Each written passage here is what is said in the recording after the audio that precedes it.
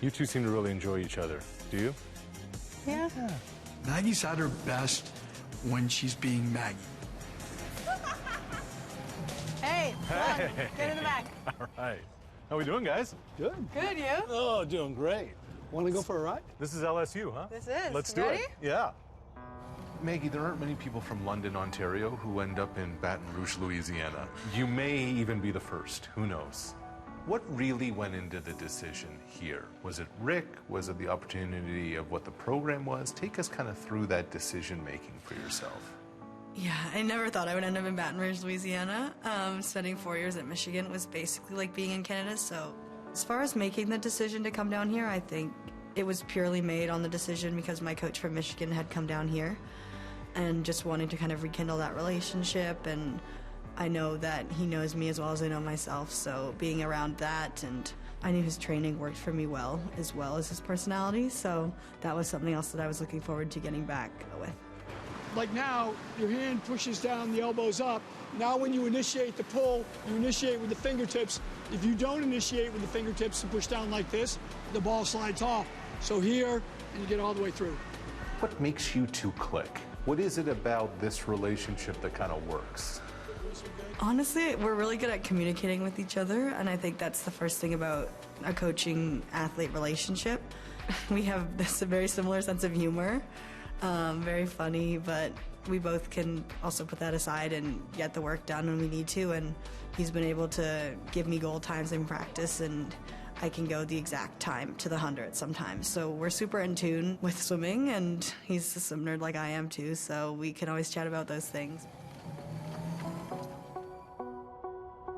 You told me that if we came to Baton Rouge, we had to come here. Why?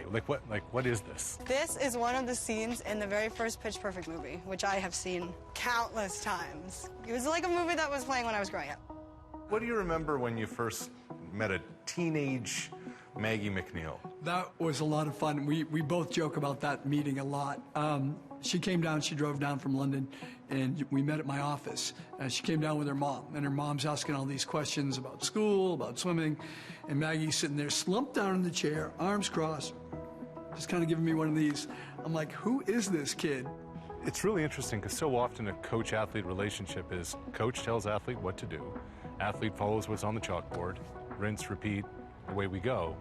Seems like it's a little different here. I mean, we started out that way.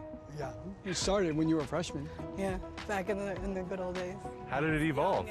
You know, I think that part of it for me is learning to listen to people and listening to Maggie. I mean, she has some opinions on some things, and she's had some great ideas over time about things that we could do to help her to be a better athlete, and she's grown as a person in her communication, and yeah, no, it's just, you've learned to speak a little bit more.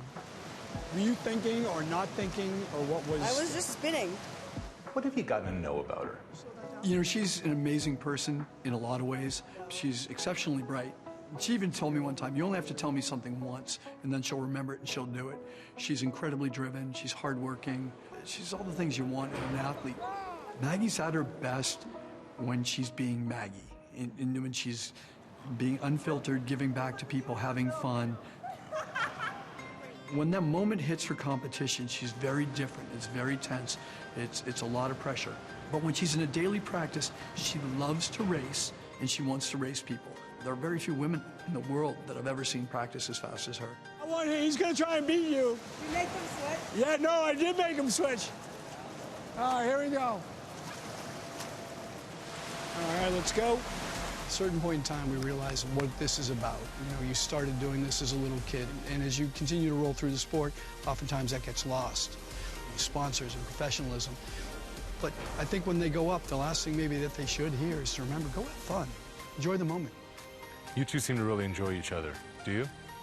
Yeah. One more time.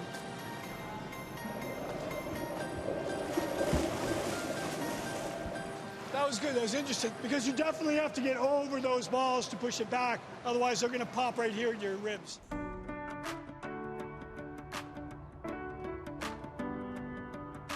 Have you thought at all about, man, this is going to be my last Olympics, or do you not take your head there? I mean, I know it's going to be, because like I'm not going to do LA, but I'm definitely just going to enjoy it and not focus too much on when I'm going to be done swimming and kind of have that mentality. I've had different kind of experiences winning at different levels and at different competitions. Each one brings something completely different. So I think having all those experiences in my back pocket will help when we get to Paris, but definitely not trying to look at it like the be-all, end-all of my swimming career, for sure. So we're back at the net. Thanks, Suresh, for coming to visit me here. Great to see you, Maggie. I got you a little something to remember your time here. LSU, huh? Yeah. For my boy Justin Jefferson. Go Tigers. I will see you in Paris. Yeah, see you in Paris. I appreciate you. Thanks so much. All right.